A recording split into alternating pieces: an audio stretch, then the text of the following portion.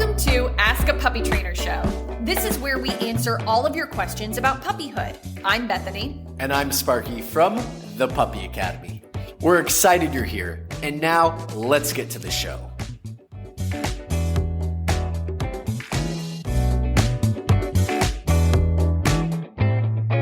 All right, we're back. Hello, welcome to Ask a Puppy Trainer Show. This is episode 207. I'm Bethany. This is Sparky. Welcome. Please put your comments down below. And we want the age and breed of your dog, and we will prioritize you guys that show up. So if you ask this question here and we're reading it and you have a response for us there, we're looking for it and we will absolutely respond to you. We like the back and forth. Always feels more personal. Yep. All right, I'm going to start with Midlife Mayhem with Mitch. I like that. That's a long one. I'm surprised I read that so clean too. You did. All right, I've been leaving the water out all day for my 10-week-old, so only put water down when I want him to drink. If you're getting potty accidents, yeah. And not every person will get potty accidents. Oh my yeah. God. That is a cute one. He excite peas. Just giving you a heads up now. He You're excite peas. kidding. I'm not kidding. You gave me a dog that excite peas. They didn't tell you. Okay. Who is it? Tickle. You peed yesterday while they were petting him. I'm just saying, keep him calm. If your dog is having potty accidents, yeah, give the water only when you want them to drink it, and that usually is after 2 to 3 hours of like movement. So, hi Charlie Lewis, yes, you're a very sweet boy. Are you pointing him towards me? Yes. He does have a forward stream too. No, he's got a forward stream, that guy. How we do it is it's a half cup of water for every 30 pounds of body weight every 2 to 3 hours if you're like looking for a more specific like broad measurement. Yeah. But how we specifically do it is we do a crate schedule. So it's not just about, hey, my puppy's thirsty, so I give him a little bit of water and then I move away and do my thing. It's I have my puppy in the crate where they learn to hold their bladder for a short period of time.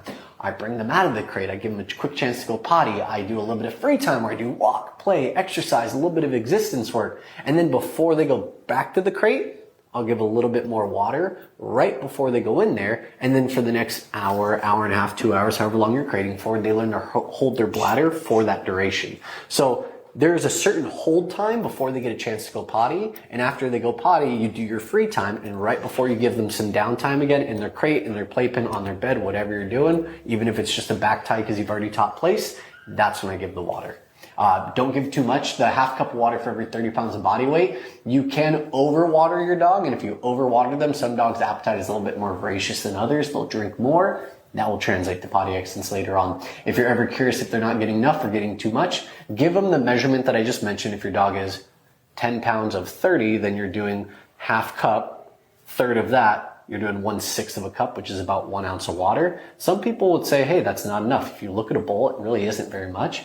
Give them the water, wait 10 minutes with them in their crate, resting and starting to settle. And if you go back, you can take your finger, run it along the inside of their gum line. I'm glad you just washed that. Wet and slick. I know, I just washed it. Well, I thought I had poop on it. So yeah, dog poop. But wet and slick. Oh, it's because it's my left hand too. I had to clarify that. I'm not an animal. I'm not a monster. Dog poop. I don't know why that's better, but it is. Wet and slick, you're okay. If it's like sticky, bone dry, if it looks like white and chalky, like what we get in the corner of our own lips, oh my God, that means they're a little bit dehydrated. They need a little bit more water. Are you done? I mean, seriously, you've talked about water for 10 minutes. Hey, it's very important. Half my questions are about water right now. They really are. Half my questions are. Just kind of a side note, he touched on it. You know, if you go for a long walk or you have a long play session, if it's hot, definitely give a little bit of extra water, but really look for the dogs like guzzling and sucking it up because they won't settle. It's kind of like when you eat too fast. If you eat slower, you eat less because your body signals, you know, that you're full. It's kind of the same thing. So you can give them a little extra water. There's nothing wrong with that. But then yes, crate them for 5-10 minutes, let them cool off a little, then see if they actually want more or if their body's cooled down now and they're good to go. Perfect. All right. Lep says Mini GD. I was waiting to see if you could guess that right off the bat because I couldn't. Golden dog. Golden doodle. Golden doodle. Golden doodle. We're not stupid. Hey guys, you can't GD a golden doodle. It's 3 letters. German Shepherd, German Short-Haired Pointer. Yeah. Don't start abbreviating 2 letters. Nuh-uh. Come on. Come on, guys. Lazy gin fixers or whatever you are. There's too many dogs that have Goldendoodle. There's just too many. Okay, 1-year-old loves to bite. Did he eat the homework? I wonder why. Loves to bite my daughter. Loves to bite my daughter and other kids just to play. He doesn't bite hard, but it's still a problem, I'm guessing. Mini GD. So that's one on the smaller side. For me, it's always relationship first. So what is the relationship to this dog with the kids? I don't know how old your daughter is. She might be too young for this, but if she's, 5, 6, 7, 8, she can start playing fetch appropriately with your dog. My 2-year-old plays fetch with dogs if they already know fetch. So I've taught, bring it here, come, drop it, and I use out for when she goes to pick up the toy so they don't compete. So I've taught those boundaries, and then now my 2-year-old can do it all, and she actually yells out now at the dogs. What's she yell? Out. Out. Oh. Out. Good. Out. Do they listen to her? They do not. But they listen to me, who is right there. And especially when the little girl yells out and Bethany steps forward with her and advocates for her. This is my face to Dusty. I'm like, and he's like, okay. He's like, we're good. But anyway. Evie's just like. Anyway, my point is when you do the boundary training, when you teach, these fundamentals, you can transition it even to really young kids. And it's important the way the kid's relationship is with the dog. To his point, they're not stupid. They know a kid can't be a pack leader and order them around, but that's why you're there to back up everything the kid is doing. Now, if it's just your kid running around, running through the house, things like that, just some excitability, the dog just sees your daughter, jumps up, starts nipping, biting. There's a number of things you could do. The quick version to just see if it works is honestly a pet corrector. It squirts out air. It goes shh. And it just should kind of make the dog pause for a second and be like, what was that? But you got to teach your daughter to freeze and fold in her limbs. Okay. That way, she's not adding stimulation to it. So just be like, if mommy tells the dog no, or you hear the pet corrector, or if you feel any teeth, you got to freeze and fold up your limbs. Okay. So it's like you're having to coach and train, two things at once. That would be the quicker version if your dog is sensitive to pet corrector, that you would only use it for biting. But I got to tell you, it's not fair to just bring that out if you're not also working on other impulse control, other relationship things, on top of that. Need to have balance. Yeah. Can't be correction, has to be redirection, reward. You always got to have that balance. Yeah. And if I'm having that much trouble, only when my dog is supervised, I'm going to have my dog dragging a leash around. A 1-year-old dog, I'd do a martingale. You can find a cloth martingale on Amazon. It's just, it's more secure than a flat collar. And you just have the dog drag a leash around so you can also redirect that dog and teach place and stay on place. And so you can build on that quite a bit. Perfect. All right. The little Grace Fawn, my mini Dachshund, 4 weeks old. 12 weeks old. 4. God. That was like, yeah. 12 weeks old, will your puppy listen to you eventually without treat reward? So they have a dog who at 12 weeks, they want to eventually start weaning off food. They want to know how to do that. Yes, you can eventually wean off food, but it probably won't be at 12 weeks old. Won't be for a while. Yeah. To give you an idea, the most common thing is it takes anywhere between 2,000 to 3,000 repetitions with food for dogs to eventually be able to do it around distraction. So assume a third of that for them to be able to do it with slowly weaning off of food and giving it maybe every other one. If I were to teach come and sit, I'm working on this come and sit for 3 or 4 months. I'm doing it as often as I can, a couple times a day during different training sessions, during walks. And then when I want to start weaning off of food, I'm going to, let's say, ask my dog for 4 comes in a row. The first one I'll use food, the middle one and the third one I won't, and the fourth one I'll use food. When my dog stops paying attention though, I slowly add it back in, but I use a lot of different versions of leverage. It depends on what you're teaching. So I might add in a little leash,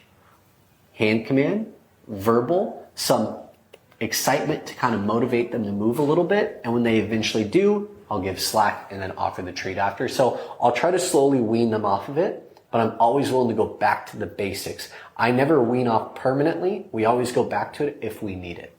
For me, to kind of give you a little bit more of how to wrap your head around food in general is my personal preference is most dogs I work with, I'm not going to start weaning them off of food in the house till they're around 14 to 16 weeks old. And then I'm going to start doing what he said. I'm also going to make sure there's plenty of space between my marker word and my reward. So good.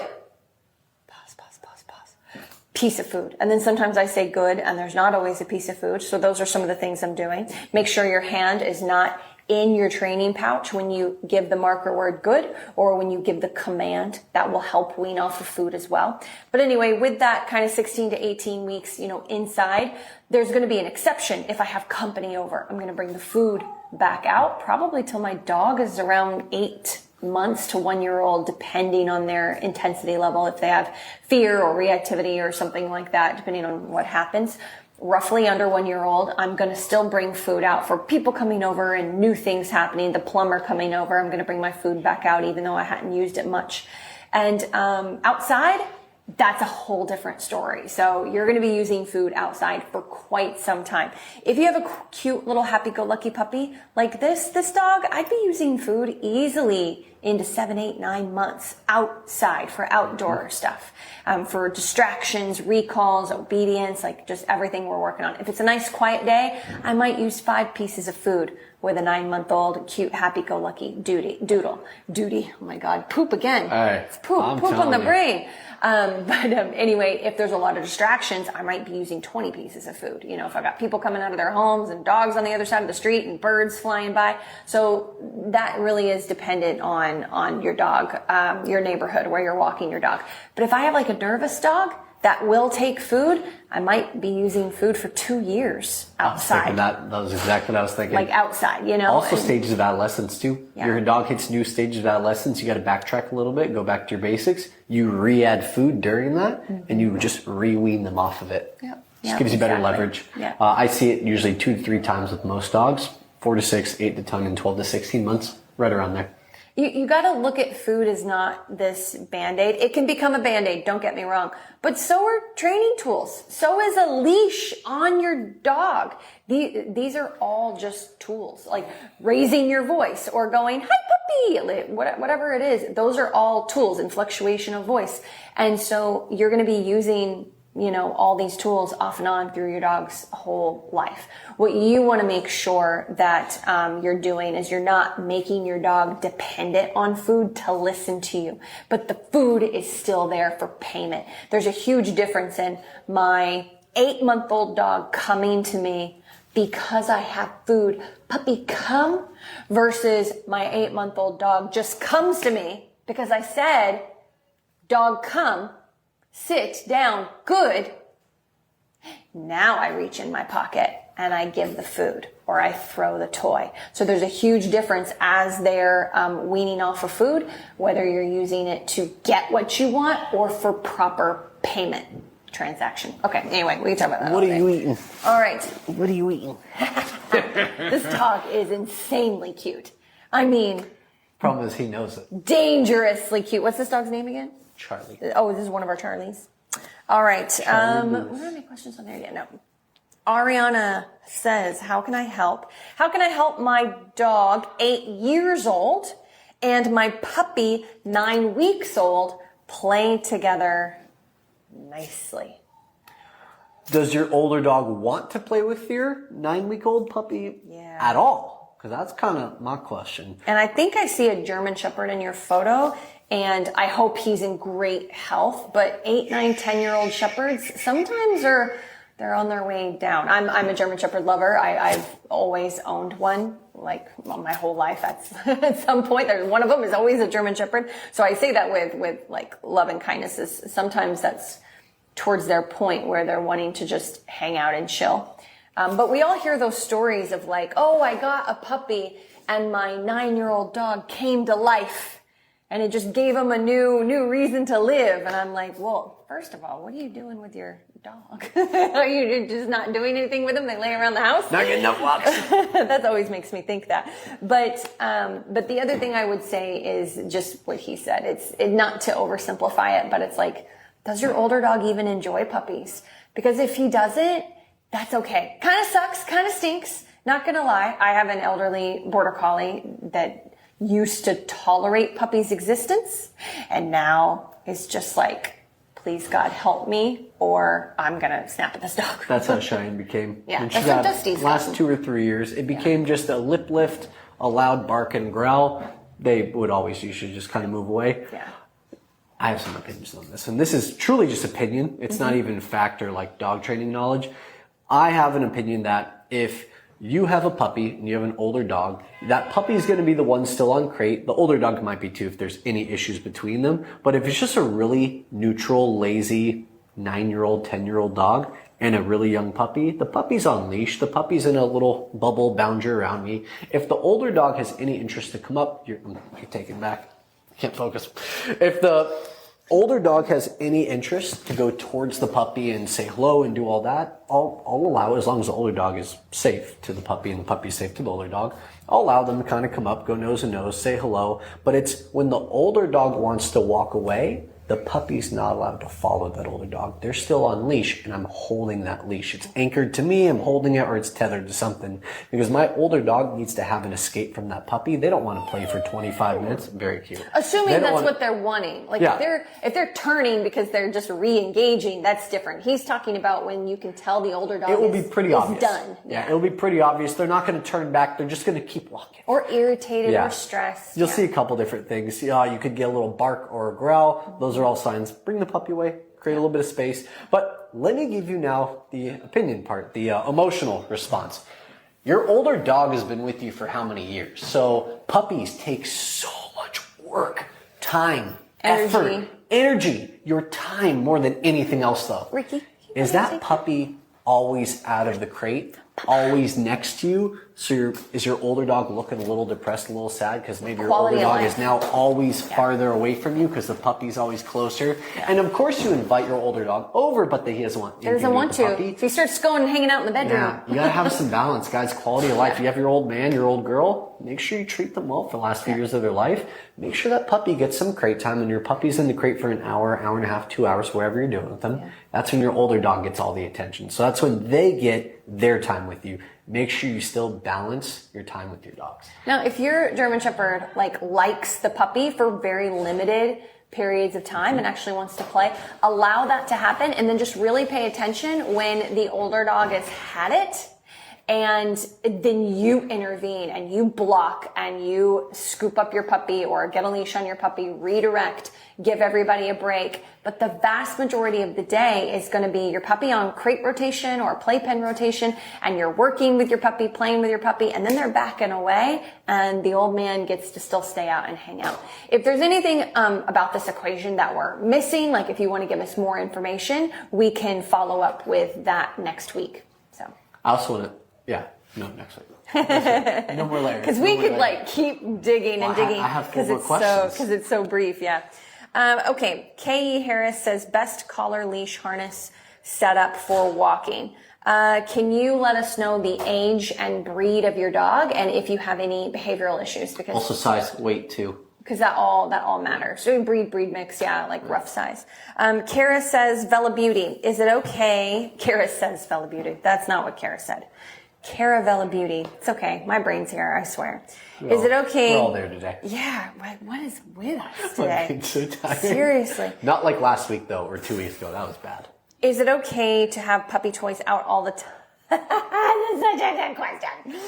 I want to answer this one. I walk into people's homes and I do lessons with them, and one of the first things I like to look for is how many toys are out on the floor. And then I see them and I go, all right, guys, so let me guess. Your dog gets a little overstimulated when playing with toys specifically. And they kind of end up nipping and jumping on you after. Let me guess. Your dog can't rest and just hang out around you and the family at 8 months old. Every single toy is a new distraction. And dogs will literally, puppies especially, will go for one, set it down, go for the next, set it down, go to the third, set it down. And by the 4th one, they're like, brain fried, overstimulated. Imagine teaching place duration. This is what happens to us all the time. Imagine teaching calm on command. You do place duration with food, and then you work on the duration part, and your dog finally kind of closes their eyes and drifts off a little bit, and then they open their eyes, and there's their toy.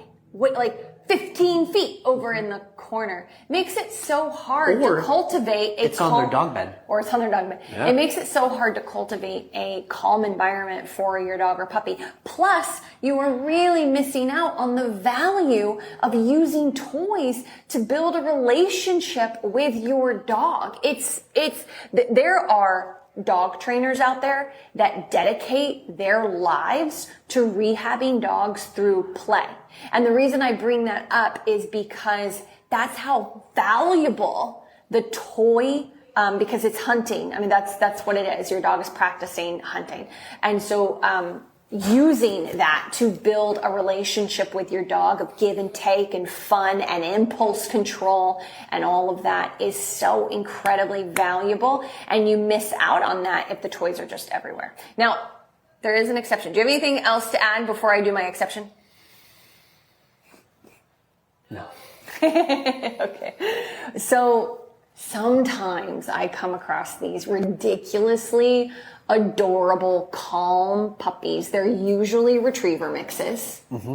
And they have their favorite toy that they don't destroy. It's called gifting. They just walk around with it in their mouth all the time. Feather mouth. Feather mouth. I just saw an Instagram post, I think it was of a Vizsla, and their Vizsla, can't relax. It's an adolescent dog, shocker, cannot relax. They give them their favorite soft, plushy toy, and the dog is like this, and the dog literally goes,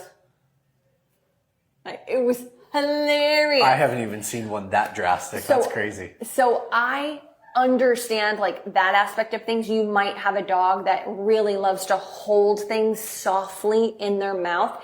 If that's the case, and there's no other behavioral issues in the house that you're dealing with, I am very open to letting your puppy hang out with that one toy for a good chunk of the day.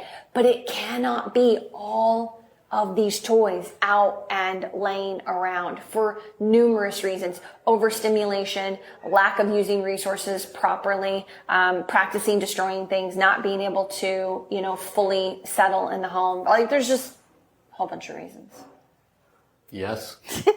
Yes. But that's such a great question, Kara. That's good. She says she's getting a mini doodle in 6 weeks. Now, I will say this. If I am mini Goldendoodle in 6 weeks. I was thinking if it was the same person. No. I will say this, when you do, because we have a program, you can go to thepuppyacademy.com and check out our online program. And in the online program, when you do supervised separation in a playpen or just hanging out in your kitchen or something like that around your dog, just not doing something with them actively, we'll give Kongs, we'll give proper chew toys. We will do things like that to satisfy the need to chew, but that's very different than having the tug toy and the squeaky toy and the soft toy and the ball, all the stuff just hanging out all the time. One is more enrichment and just gnawing and then stress relief. When dogs teeth and they chew and they even do the suckling thing with their paws, it's all stress relieving. It's all anxiety reducing for them. Yeah, exactly. Calming techniques. So Kara, hopefully we will have you back in a few weeks when you get your puppy. Okay, let's see. She didn't, she must have signed off, but the best leash harness setup for walking. Again, this is really dependent on the dog and on the specific issues of the dog. But if we're just talking a standard puppy under 12 weeks old, I like anything where their front legs go through and I strap it around their back. There's a thick strap that goes around their back. Puppia is one of the brands that we use for that. And that's how I start indoors. And then I also like martingale cloth, help me. Collars, thank you. To just drag a leash around in the house to have immediate, redirection, only when supervised, of course. That's what I like. And then as they get older, I change my training tools. I have 4 dogs a month come in using these. This is what we do not recommend for a young puppy, easy walks. Because actually there's joints that have to develop, there's muscles, there's different structures in the shoulders. When they pull really hard, it crosses their arms pretty drastically. And it can kind of tweak the shoulders a little bit, and it can just break down some of that cartilage. I can't talk. The exception would be, because we have had a few Yorkshire Terriers on easy walks at a young age, but they were not hard pullers. If they were hard pullers, because they have trachea issues and they can be really driven dogs. So if they don't have enough food drive to really not have to use the leash very much, then we would use another tool. If they don't have high enough food drive, or if they pull really hard, we still wouldn't even use the easy walks. But we have used them on a few really tiny dogs to get a little bit more leverage, because they don't have any strength to pull very hard. I was like, I don't think they have enough strength to hurt their shoulders. I don't think they have enough weight to hurt their shoulders. But when you're out there walking your German Shepherd, your Golden Retriever, your Doodle, and you see this constantly, and they're just turning. Where they're kind of walking sideways like this, diagonal, that's bad. It kills me when the dogs are under 2 years old, because their skeletal structure and all the ligaments and joints haven't done their work yet. UCLA has a study, though. If you guys want to check it out, Easy Walks with UCLA. Cool. I know, right? You have a study? There's a study. We're so professional. I know, right? I don't have a study. UCLA has a study that I read and I cite. All right, guys. Well, it was good to see you, and we'll see you same time, same place next week. Bye, everyone. Thanks for tuning into Ask a Puppy Trainer Show. We hope you found some advice that you can use to help make puppyhood a little easier. Don't forget to join us live every Wednesday at 1 p.m. Pacific time on Instagram or TikTok at The Puppy Academy. This is where you can get a chance to ask your burning questions in real time. And if you want even more puppy guidance, visit our website at thepuppyacademy.com for info on joining our online puppy school. If you enjoyed today's episode, please consider subscribing to our podcast and leaving us a review.